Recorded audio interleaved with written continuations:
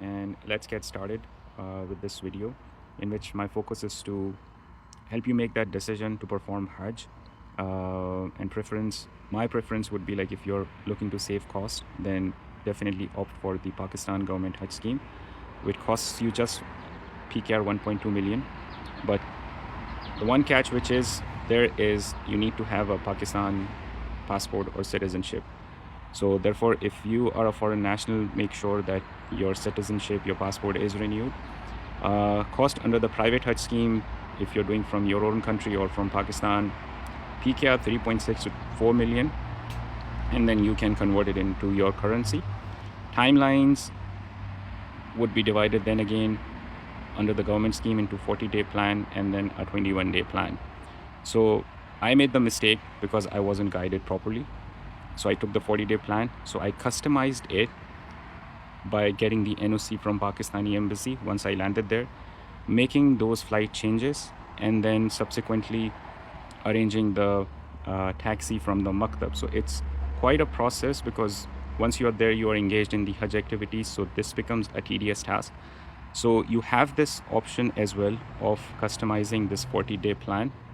But if you're a foreign national and you have a tight window, then definitely opt for the 21-day plan. Obviously, you won't be needing the NOC because the plan itself is very short. And the only benefit which I felt was under the 40-day plan is you get to spend 8 days in Medina. So you get to spend more time in Riyadul Jannah. And secondly, because of the 40 days, you get to rest a lot, and which doesn't impact your health when you're doing Hajj. So fortunately for me and my family, we stayed healthy throughout the process and even when we returned. So that's a plus point. And under the private Hajj scheme, because you're paying a higher amount, you can customize it. And this Hajj could be, like you could get away with it in like 7 days, a minimum of 7 days, and then 2 weeks, whatever your preference is. The one thing which I forgot to mention is the cost under the 40-day plan of getting the NOC, making the flight change, and then getting the taxi. So ticket change, flight change would cost you per passenger around Saudi Arabian Riyal 300. Taxi would cost you a similar amount, 300 to 400. So this is it. If you want to know more about the differences, please stay on for the second part of this video. Dive into the differences, some of which have been mentioned. Cost 1.2 million under the government scheme. For the private scheme, it's 3.6 to 3.8 million. The benefit is that, like, if you're going through the government scheme, then like you're paying 1/3 of what you would pay in the private scheme, and in that amount you can get multiple persons, like your parents. They can also join you for the Hajj. Second would be the timelines.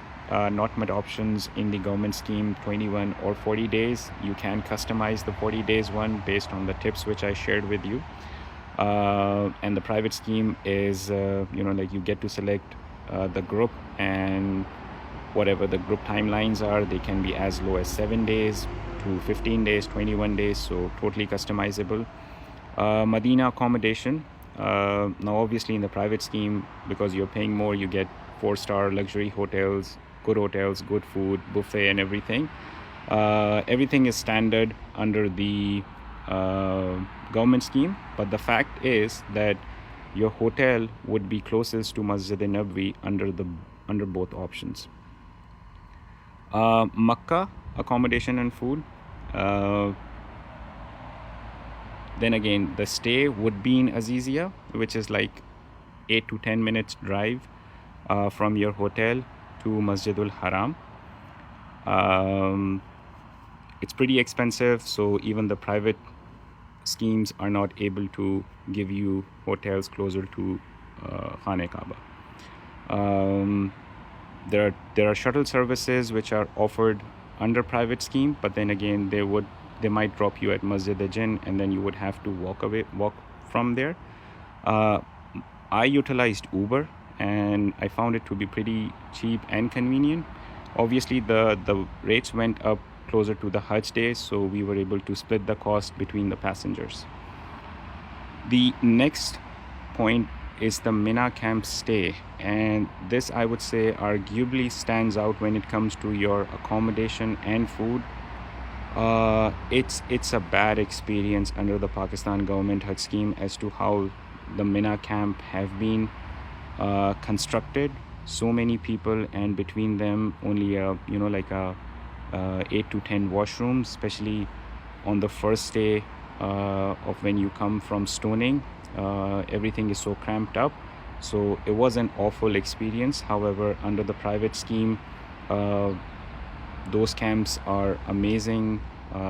Food is good, accommodation is good. Uh, Tents is then again you just have your bed under both the options, but under the private scheme it's more comfy. Having said that, please bear in mind that there is just 1 or 2 days that you would be staying in Mina. So whether it justifies the higher cost which you are paying under the private scheme, you make that decision. The other point is the room sharing. It's the standard 4-person sharing, irrespective of which stream you choose.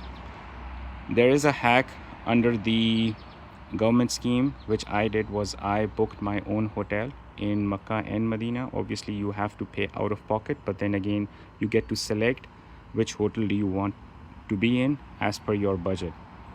Uh, if you want to reduce the number of people you are sharing, then you can speak to your group, and it happens, I think, in both the scheme, definitely in the private scheme, but you would have to then pay more if you are sharing with a lesser number of people. Support for elderly, if you are taking a disabled or your parents who are very old, no support would be given under both streams. It's important that if you're going through the private scheme, you say that out loud to your group in charge, that I would need a full-time support, like for my parent, and there would be a dedicated personnel who would accompany them, like in all the Hajj activities. Otherwise, it becomes very difficult. So thank you so much for staying with me on this video. I hope you found it useful. There was much more to be explained, which I couldn't, but definitely feel free to leave your comments and I'll try to answer them. Till then, Allah Hafiz.